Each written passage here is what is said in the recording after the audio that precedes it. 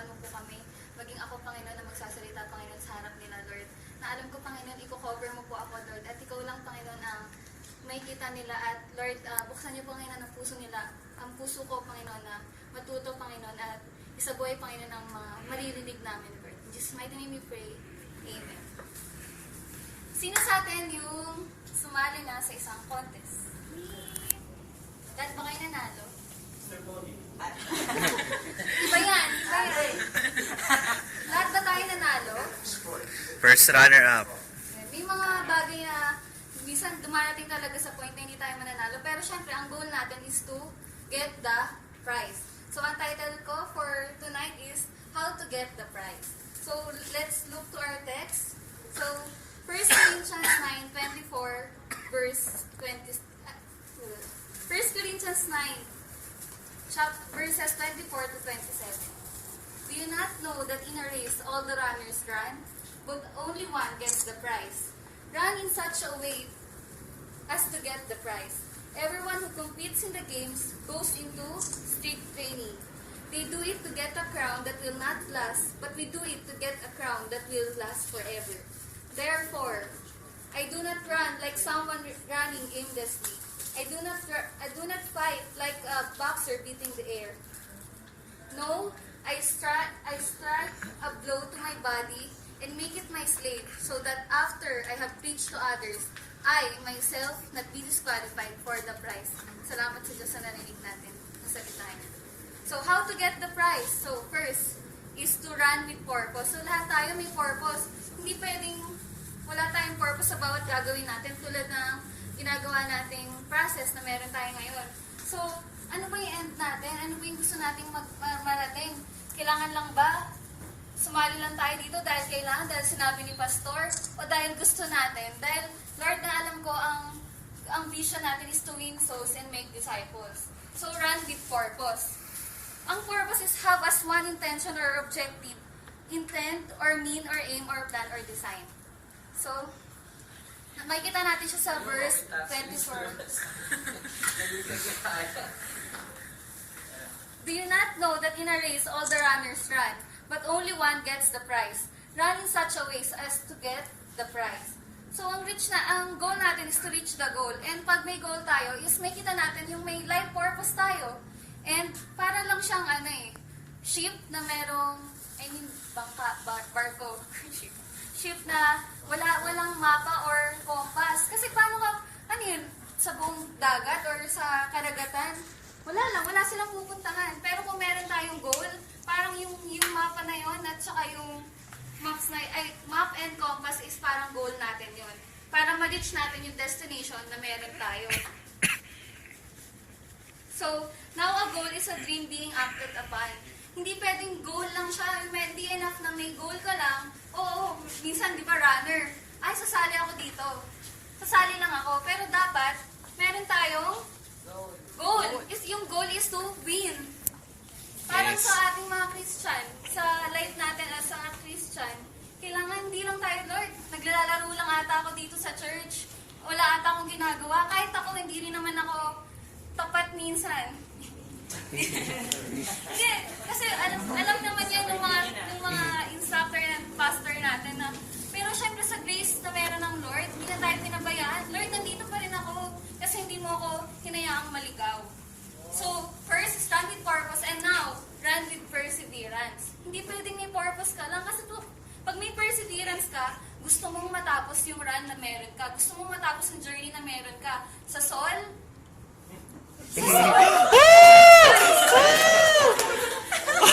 Pastor, alam mo yan. Perseverance talaga. Perseverance, Pastor. Sol 1, Sol 2. Nagdadalawang beses ko yan. Salamat sa meron perseverance na instructor na meron ako. Kala, Pastor, tatanungin pa ako, gusto mo bang magpatuloy? Ang kapal ng mukha ako magsabi kay Pastor, pag-iisipan ko po.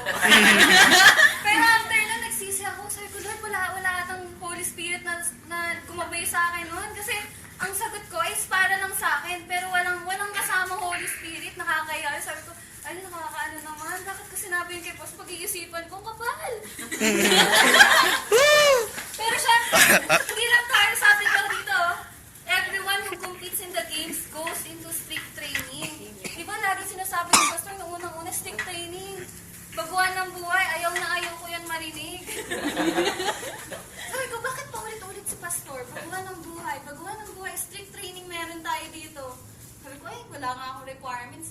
syempre, doon pala tayo matututo. Di ba, pag pinaulit-ulit, run with perseverance, tandaan nyo yan.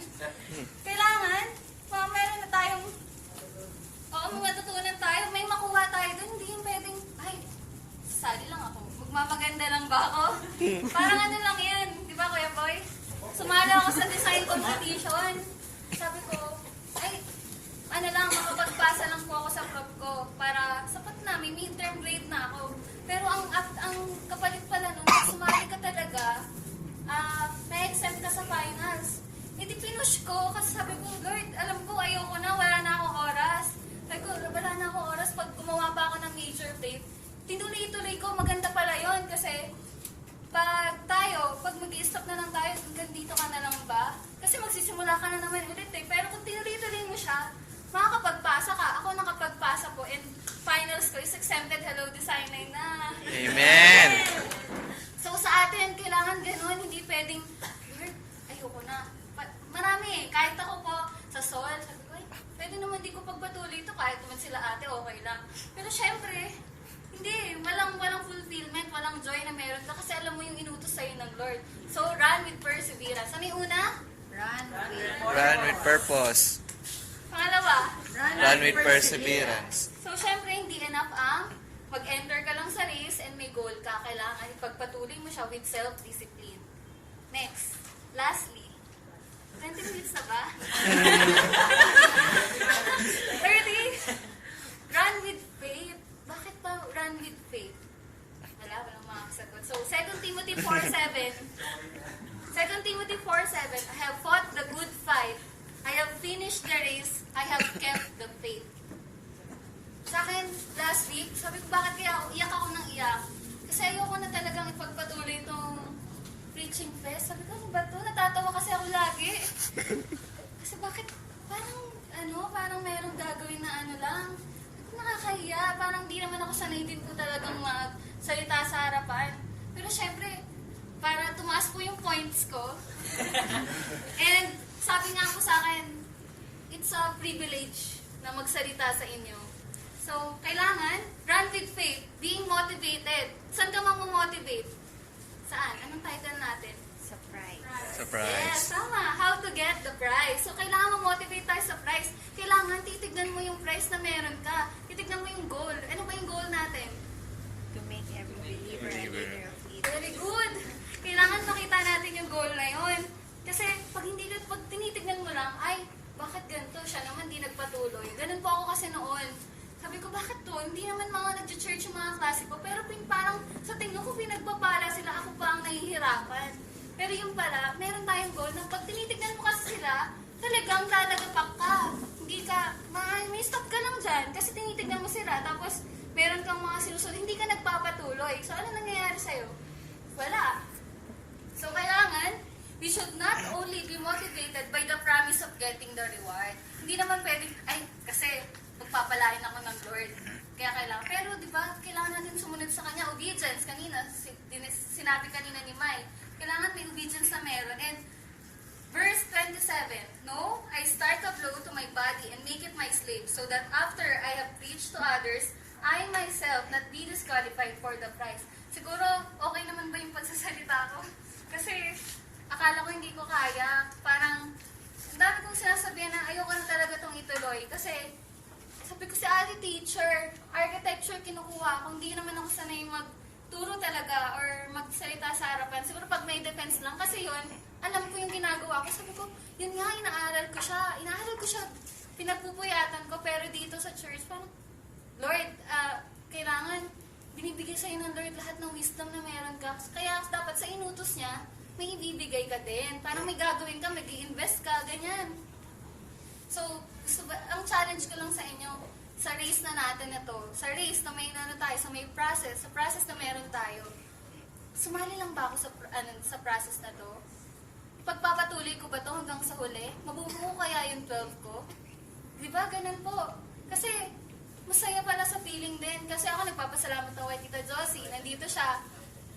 Parang binigyan niya ako ng aalagaan. Yun na nga lang, parang hindi ko pa siya, sabi ko, parang kulang. Kasi ang dami kong dahilan para hindi siya ma-text, pero lagi akong may load. Pero Pero ba't di ko siya tinetext? Minsan nawala ko pa yung number, hindi pa ako Tita Josie, pero hindi ko naman tinext. Kinuha ko lang. Parang kailangan may gagawin ka. So, di ba, gusto niyo bang marinig sa huli ang sasabihin sa atin ng Lord? Matthew 25, verse 23. Basahin niyo.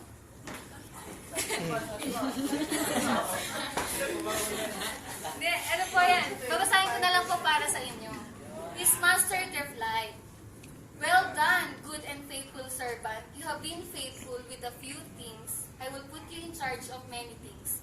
Come and share your master's happiness." Diba, ang saya pakinggan na ang sasabihin sa'yo ng Lord, "Well done, good and faithful servant." Ang galing mo. Well done, good and faithful servant. Parang, Lord, salamat kasi hindi mo ako pinabayaan. Matatapos ko tong race dahil kasama kita.